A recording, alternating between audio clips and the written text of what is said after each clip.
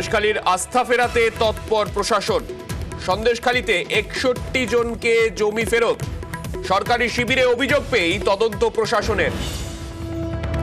আমাদের সঙ্গে রয়েছেন আমাদের প্রতিনিধি সোমরাজের থেকে বিস্তারিত জানতে চাইব। সোমরাজ, দেখো, সন্দেশখালীতে যে জোর করে জমি দখল করা হয়েছে তা নিয়ে অভিযোগ জানাচ্ছিল এলাকার গ্রামবাসীরা। বিভিন্ন সময় তারা অভিযোগ জানিয়েছে। সেই অভিযোগের পরপরই রাজ্য সরকারের তরফে, বিশেষত জেলা প্রশাসনের তরফে অভিযোগ নিষ্পত্তি করার জন্য ক্যাম্প অফিস খোলা হয়। সেই ক্যাম্প অফিসের মাধ্যমে বিভিন্ন অভিযোগ আসে মূলত জোর করে জমি দখলের। সেই অভিযোগগুলি আসার পরই জেলা প্রশাসন ও রাজ্য প্রশাসন তদন্ত করে। সেই তদন্ত করার পরই যেটা এখনো পর্যন্ত সূত্র মারফত দেখা যাচ্ছে, 22 থেকে 24 ফেব্রুয়ারি পর্যন্ত 61 জনকে জমি ফেরত দেওয়া হয়েছে। এবং যে অভিযোগগুলি আসে এখনো পর্যন্ত জমি দখলকে কেন্দ্র করে, সেই অভিযোগের পরপরই রাজ্যের ভূমি ও ভূমি রাজস্ব দপ্তর এবং জেলা প্রশাসন তদন্তে নামে।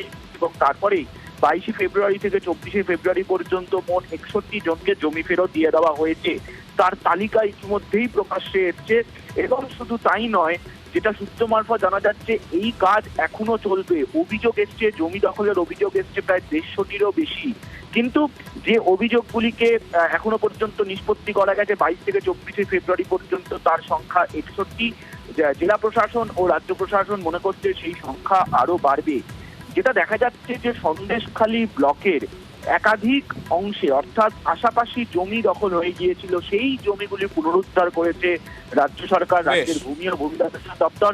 এবং যারা জমি প্রাপক তাদের হাতে সেই জমির নথিও তুলে দেওয়া হয়েছে বলেই সূত্র মারফত জানা যাচ্ছে। 22 ফেব্রুয়ারি থেকে 24 ফেব্রুয়ারি পর্যন্ত 61 জনকে সেই জমির যে বিভিন্ন যে তথ্য বা নথি, সেই নথি তুলে দেওয়া হলেও সেই সংখ্যা আরো বাড়তে পারে বলেই মনে করা হচ্ছে। ধন্যবাদ সোমরাজ।